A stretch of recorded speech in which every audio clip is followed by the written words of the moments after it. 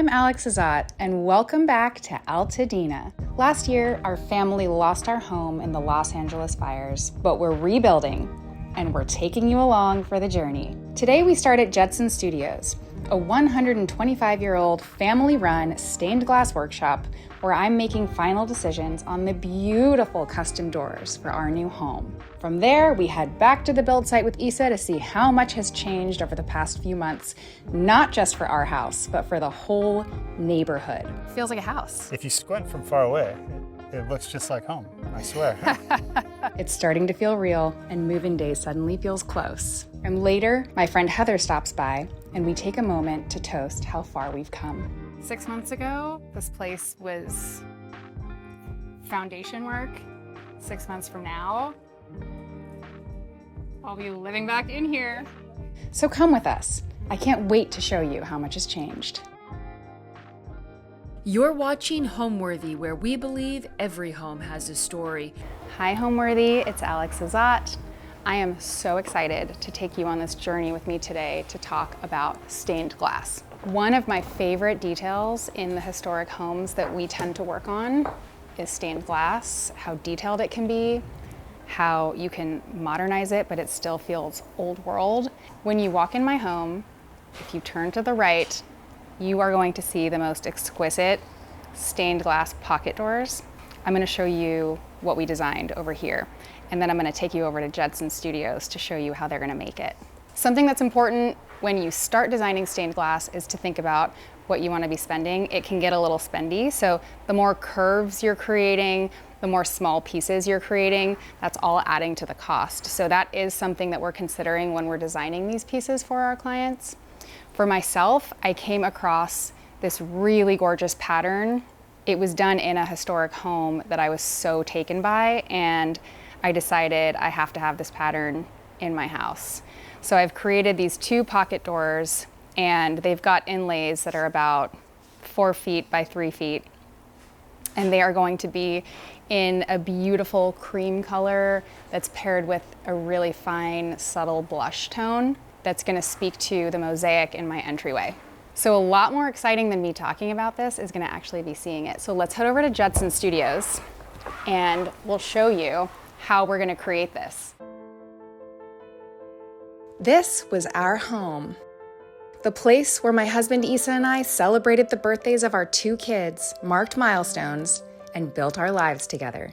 And then, in January 2025, it was gone. In just one night, everything we had poured our hearts into was reduced to ash, along with 18,000 other homes across Los Angeles. It's like, gone here, gone here. This is the story of how we're designing our way back. I'm Azat, an interior designer, and together with my family, we're rebuilding one of the first homes in our neighborhood to rise again. Together, we'll transform this empty lot into a home full of heart and hope. This isn't just about bricks, wood, and paint. This is the only rafter tail from our original house that made it through the fire. It's about reclaiming what we lost, building something even more beautiful. Oh my God. And finding joy again in the process. We want to bring you along for the journey, not just for the rebirth of our home, but our entire neighborhood. The hard decisions, design breakthroughs, setbacks, and moments of hope. Thank you for being by our side in designing our way back.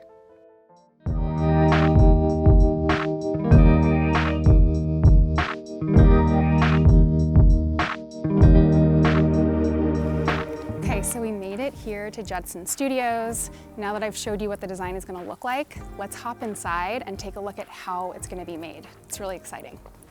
We're here with Ben Judson of Judson Studios, the oldest family-owned stained glass studio in the country. Yes, ma'am.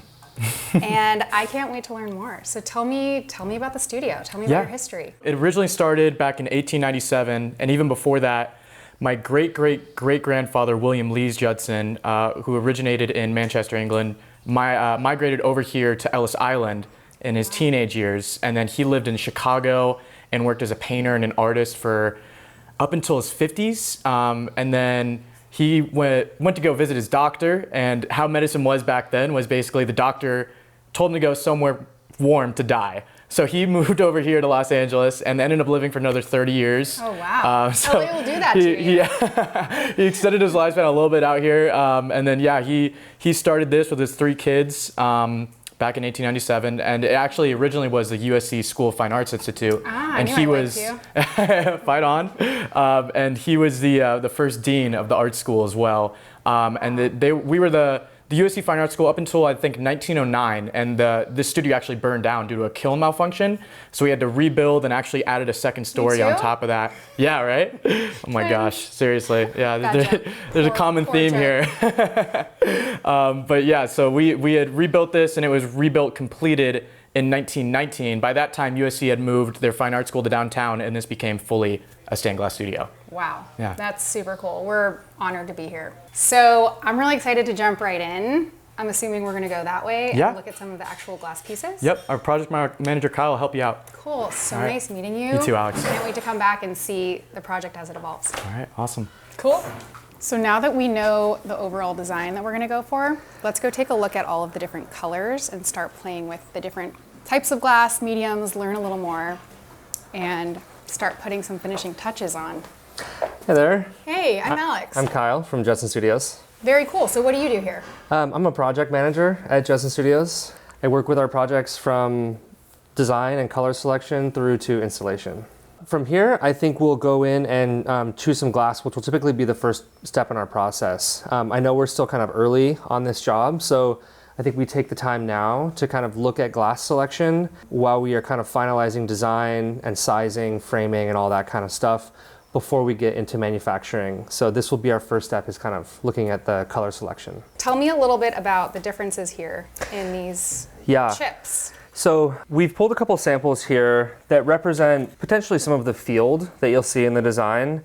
But I wanted to back up a little bit because you have 2 design references here that you kind of combine. One is the pattern and one is the color and texture that you've chosen. Yep. But it's kind of a blending of 2 styles because you've kind of got a little bit of, I think, Victorian revival, a little bit in this style, kind of like that Parisian Victorian thing.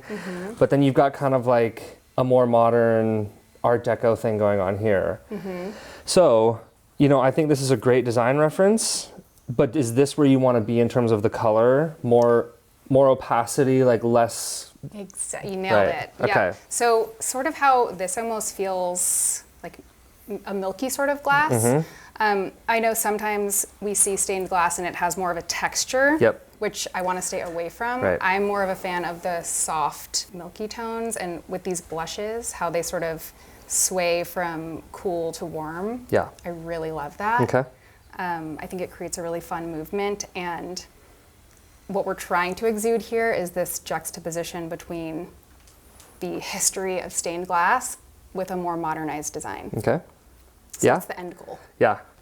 Okay, well this is good that these were chosen first, and we use this color chart up here to kind of see things in natural light. I think you also want to consider like where this is going to be and how much natural light you're actually going to get, because you may not get this much strong daylight. I feel like we're kind of in that world of opalescent. Yep. Right? Nailed it. Yeah.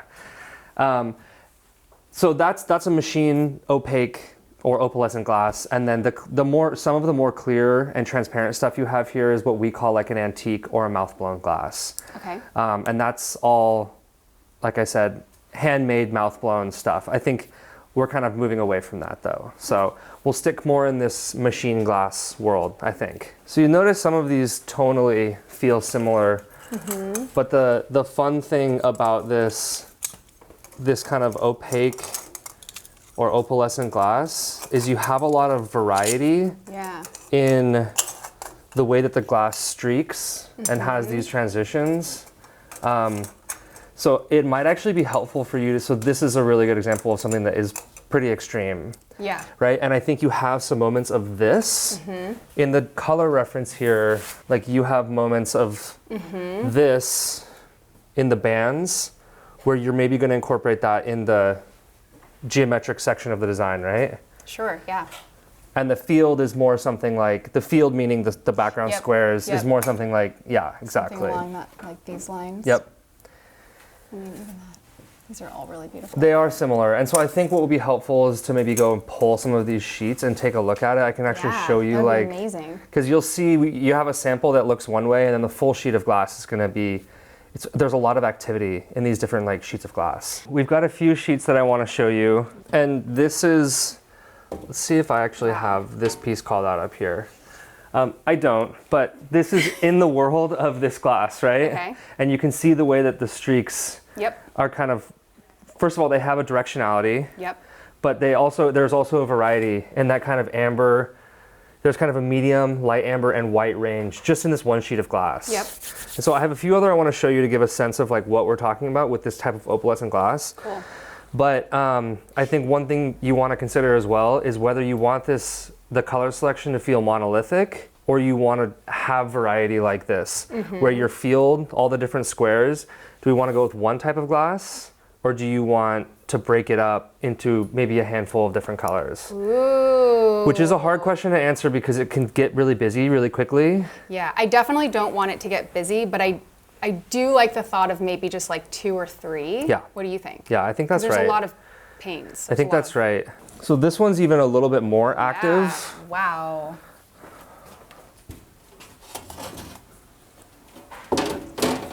I'd say I'm naturally more drawn to that. Yep. Although that is very cool. No, but it's good. I think you want to figure out what sort of direction you're leaning. Like, are you leaning Safety towards first. a more active direction or a less active direction? Right. You know? Yeah. Where this one is more consistent, Yep. but this one's got some beautiful variety as well. Would there be any reason when we're making one cohesive piece that we'd want to go with the same manufacturer in terms of like movement, or they're all about the same? No, I don't think so. I mean, a lot of times, so this is a good stylistic question, is like oftentimes people don't, well, when you get really far into like stained glass theory design, people don't often mix machine glass with, Hand blown? yeah, like with an antique. So you can see, Yeah, it starts feeling difference. not authentic. but right? if it's done correctly, it can be used to really good effect. So like this window right here incorporates large sections of machine glass. So a lot of this field here, the ambers are machine, but these little ovals here are all mouth blown.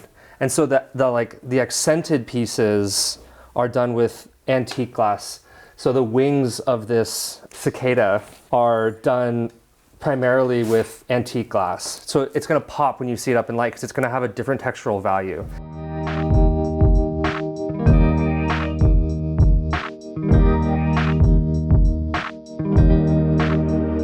So I think these are our approved colors. These are for the vertical and horizontal lines, and this will be for the background, plus another color that's similar to this. Yep. You know, kind of like light amber, a little bit of white in it to get some of this streaking in there. Yep. Cool. Love it. All right.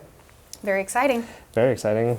So given that we have this color selection, I think, you know, I know you're still in the build process, but as you settle on, or maybe you already have the door manufacturer, Yep. we'll got need it. to coordinate the logistics of what we're setting into the frame and who's setting it in. I think we need to like coordinate all those parties to get the size that we're building to, and then also the right rabbet, essentially like the right pocket that we're going into to install our doors or to install our panels into. Perfect.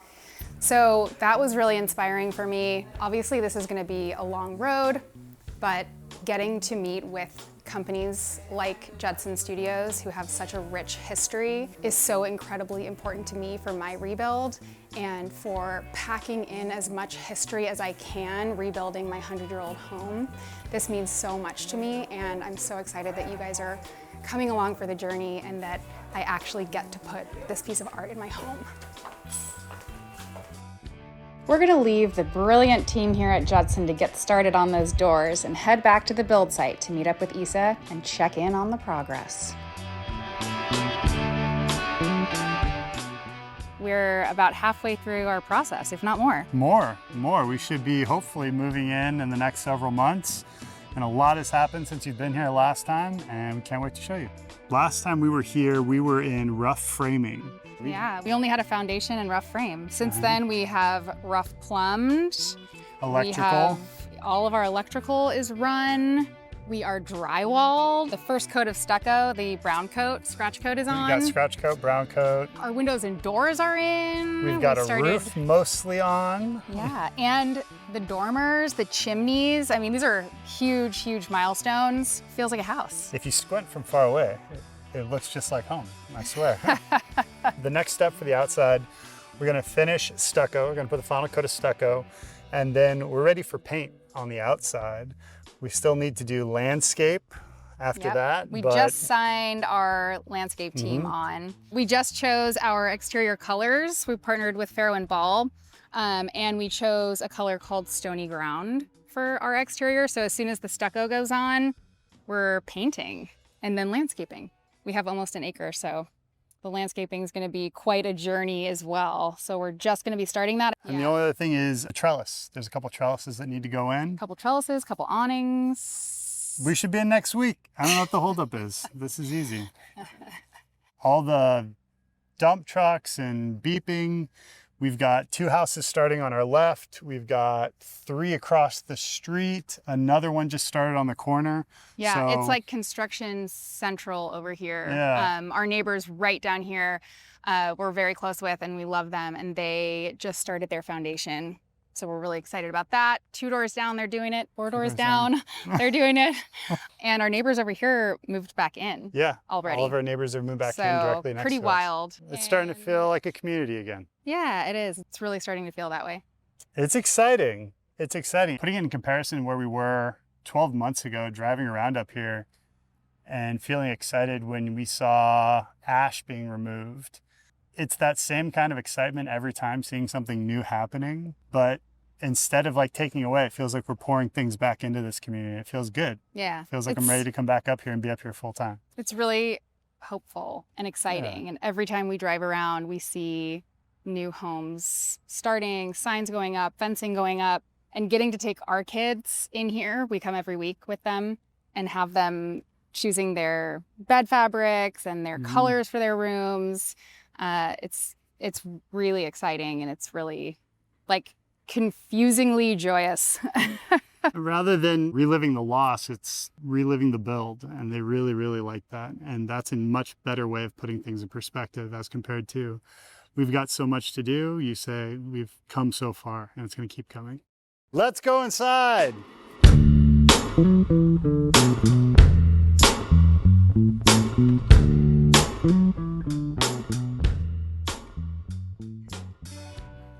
So this is the entry vestibule. The floor had that beautiful 1/4-inch mosaic that was in that chocolate and cream color. And we are putting a mosaic back in here. It's going to be slightly different.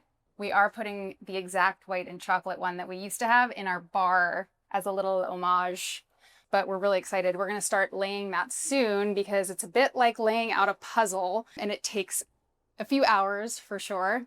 So we'll actually be floating the floors and putting that in pretty soon and selecting paints for the interior very soon as well. They're almost done with the drywall. They'll be done with the drywall probably this week. And we're immediately going to start floating floors and doing the wood floors and the tile. So that's coming up really, really quick. Yeah. And then this room is going to get those really beautiful Murano chandeliers or flush mounts that we had talked about in a previous episode together. It's going to be really special. And then the stained glass piece is going to be looking this way. So through those doors will be the pocket doors that have the really beautiful stained glass in them. So you're going to see that all as soon as you walk in the front door. These are going to be cabinets for storage. So they're going to be within the woodwork of the room. They'll have tiny little knobs you'll hardly be able to see, but we'll store, different things in there, medicines and whatnot. This will be a coat closet. And then on the other side, same. So we've just worked in a lot of storage where we can, because when you have kids. We had a basement. And we did have a basement And in the rebuild, the cost in California is just insane when you want to engineer a basement. So a lot of that storage that we used for seasonal decorations and just tools and, just knickknacks, it's got to find a place somewhere. And so Alex was incredibly just skilled at turning corners into storage that otherwise you wouldn't even notice. So we had to do it. So this hardware is really stunning unlacquered brass MTech hardware, and I made Issa stay up one night with me and pre-age it all so that it looks like it has been here for years. That's a detail that's really important to me. I know that they have finishes that look aged, but they never actually look aged. So, you know, we created these and I'm really happy with how they came out. So through these doors, there will be a nice cased opening here. And now you will find yourself in the formal living room. We're gonna hide a TV right here. So you can see this big box is already built here. That'll have cabinetry doors in front of it. We are having a wood burning fireplace here because we are allowed to rebuild what we had before. And we did have a wood burning fireplace before. So that's gonna go here. We're gonna have a big bookcase over here separating the living room from the dining room. So if you hop over here, you'll now be in the dining room. We actually flipped the layout a little bit of the house. Before, this living room was in this exact spot on the other side of the house. So this is the same footprint as what we had before, but it was just kind of wonky. Over here this was our son's room. Our bedroom was on that side. There was kind of like a game room over here. The kitchen was there. The dining room it was just all kind of like a shuffled deck. And by putting all the living space on one side and then all the private, sleeping areas on the other side, we really were able to kind of make the house more functional. Yeah. And if you're over for a dinner party, we have to then make our way over to the bar, which is right down this hallway. So this will also have double doors in. And believe it or not, this is gonna be a fantastic bar. So we've got our TV ready to be put in. We're working with Palmer Industries on some really fabulous brass shelving and really cool striped wallpaper. And fun fact, being an interior designer, when we create programs for custom furniture, we always have a little line item for what's the largest doorway to get the furniture in. So when looking at this hallway and this opening, this is the largest way of getting in. And we have this huge sectional that's going to be put in here. So the upholsterer is actually going to have to come in here and upholster. It's going to be super cost efficient and easy. I'm glad. Because otherwise we'll never be able to get the sofa in. So that'll be a fun little project. It was actually easier to be patient before it felt like a house because it didn't feel like we had anything that we were missing out on. Now that the house feels so good, I'm like ready to get in here with a tent. I'm not, but it feels like that. I miss being home, like period. This felt like home since day one, and I couldn't imagine calling another place home. When we see walls go up in drywall, we've been around enough construction projects to know this is a huge step and you're getting very close. Now it's finishes, and just depending on the complexity of the finishes, it's either going to be a month or 5. And then the exterior, landscape is a whole other bag of worms. But yeah, we're absolutely excited to get back up here. So, Issa, you explain the kitchen, honey. What can I make you to eat? This is our kitchen. This kitchen in the previous house was where the bar is, where we just walked out of. Alex and I both, when we think of houses, we both think of the kitchen as kind of the heartbeat of the house. It's kind of where everyone comes to gather. It's where we come to, share stories and spend time. We're cooking food. We do a lot of meals. cooking. We do a lot of entertaining. It's just a great place to be. It's always a good energy. And when we thought about where to put the kitchen, it was kind of very quick. Okay, we'll put the kitchen in the middle and we'll build everything around it.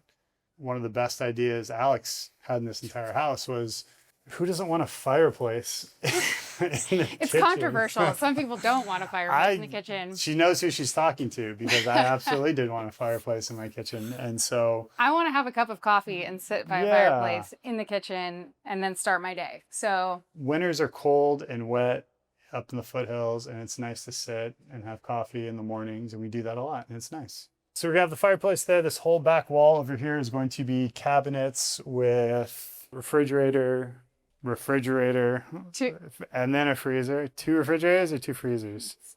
they're a combination. It's like it's Fisher and Paykel's French door top and then like a drawer. We never have enough space. It's always you always find yourself having one more either deep freeze or refrigerator like in the garage for, whatever. We said let's just put them both right here. We've got the this space. entire wall is going to be deep cabinetry, so we're going to have tons of storage, and we're going to have something that I have always had my heart set on since I was a little girl and I watched Beauty and the Beast for the first time, and that is a rolling ladder. So we're going to have a rolling ladder that rolls along the side. We'll have a nice big island with seating.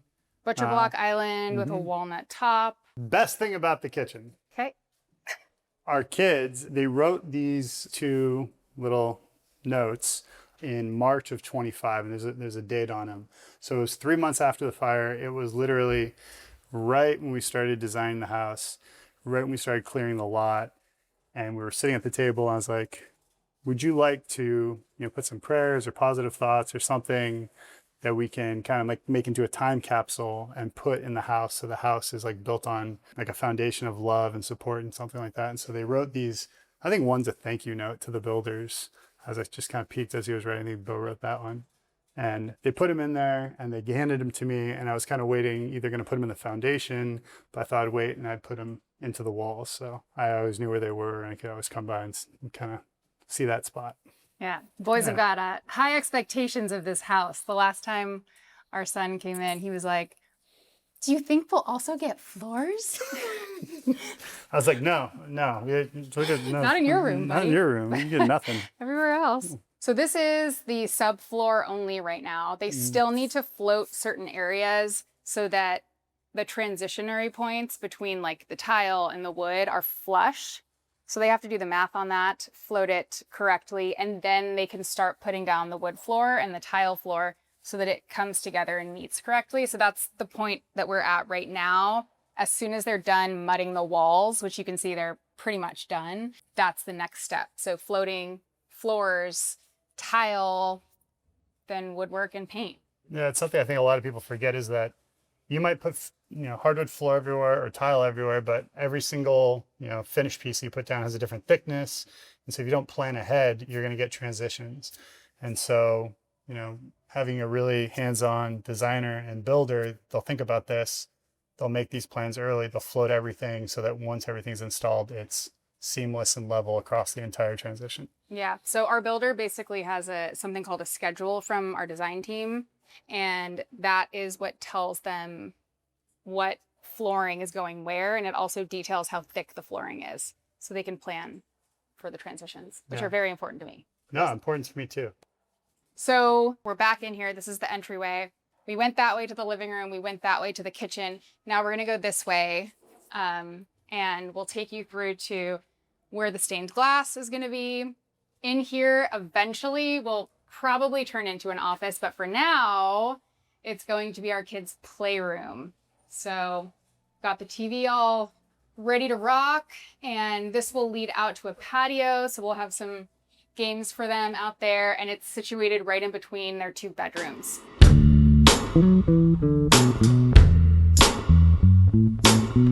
So we'll take you down this way now. We'll go to our primary bedroom, which is all the way at the end.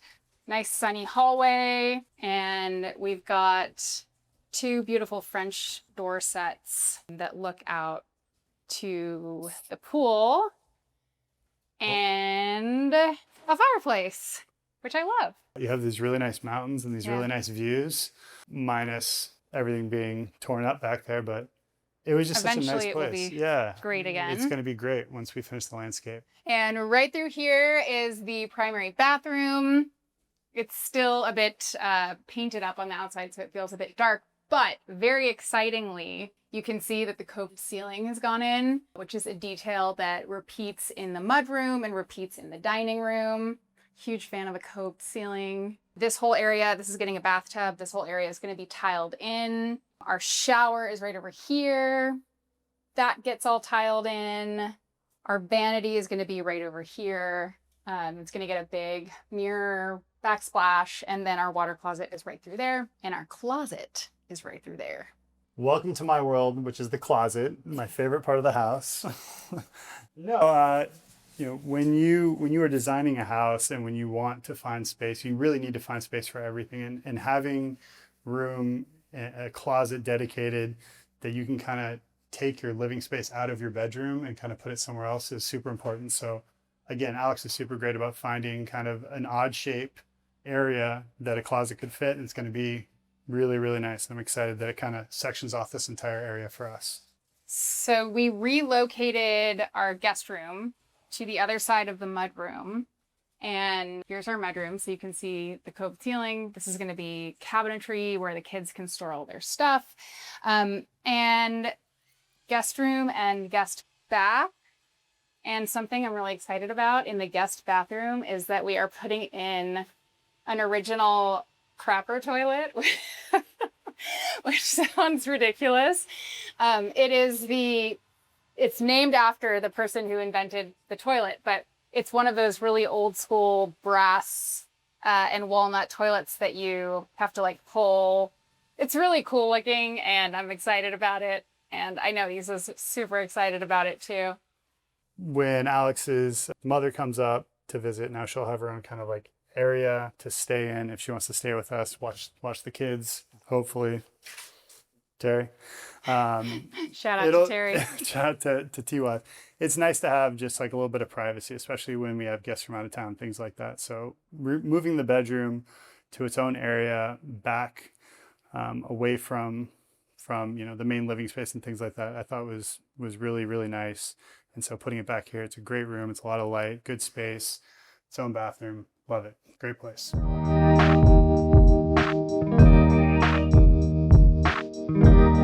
So the other part of the house that we're going to get a lot of use out of is going to be the backyard, and an extension of the backyard and the house is going to be the pool house. I got to go though. So Alex is going to pick this up. I love you. You're amazing. Bye. So last but not least is our pool house, which used to be a full ADU. I actually used to work from my ADU initially. This whole area is going to stay open, and we're going to have a porch here out to the pool, and we'll have a TV and a sectional, and it'll be really, really fun for the family to be able to hang out here, like for game days and stuff. Not that I watch sports, but Issa does. And this will be our office. Desk will go here.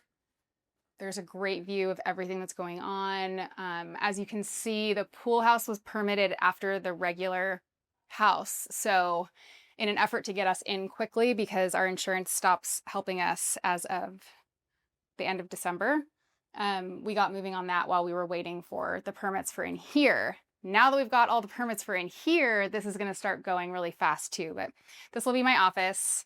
And then there's a really great bathroom and a 2-car garage and this hangout space. And across in the other direction from the pool will be a little outdoor kitchen. So landscape-wise, we're really excited for how we laid everything out to use the space.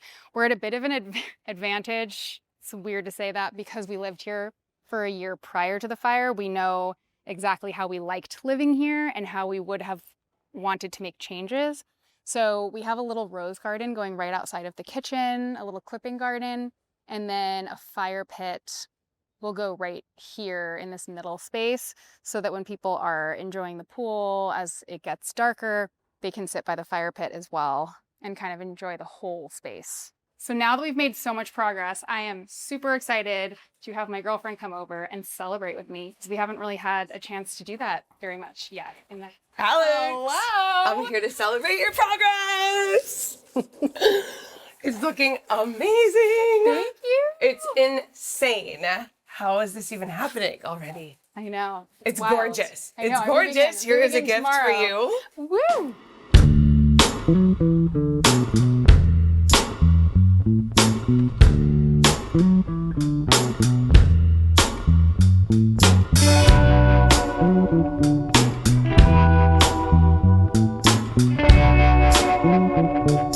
So that's it. That's the kitchen. That's the whole tour. It is absolutely amazing. I cannot even believe how beautiful this is. I know. I can't wait to have our first barbecue here. Let's do this. I know. So this is Heather Sanderson. Heather is one of my very close friends, and the morning of the fire, and after learning that we lost our house, I called Heather at like 5 a.m. And she was on my front porch, foot free and ready to go. Zero shoes. No shoes. And ready to rock. And she helped me find where my family moved for the last 2 years. And we hopped in the car and went to town. 2 girls This on a was mission. no joke. We were on a mission, and we did everything we could to get her secured in a place that was comfortable for the meantime. And truly, I don't think we would have found the house that we forgotten the house that we did without you. So Thank you. love you. Yes, I love you. I'm a real estate agent. This is my 18th year. I have a team under me. I work for the agency, and we're super active in Pasadena, Altadena, the whole San Gabriel Valley, and have forever, and doing a lot of work up here in town, and it's amazing. It's so passionate. It's so emotional and rewarding, obviously. And yeah, it's amazing. So grateful to have people like Alex around us. Heather is a fast talker and knows absolutely everybody here too. So if you're looking for Very a connected. property, she's the one. Like that morning as we were looking, and my head was just like spinning and I could hardly form sentences. She knew every single realtor that we were walking up to, and it just put me at ease. I think I broke down crying about 5 times in your car. Yeah, And you might have also one of the times. And then we found the house. We got a good one, but not as good as this is going to be, because this is insane, and Alex is over the top. Okay, so I think we need to let's celebrate, girl. This is just so that we're all on the same page. Heather is the most exquisite champagne bottle opener. Oh, nice. Look at that. 6 months ago, this place was foundation work. 6 months from now, I'll be living back in here. Super exciting. Cheers.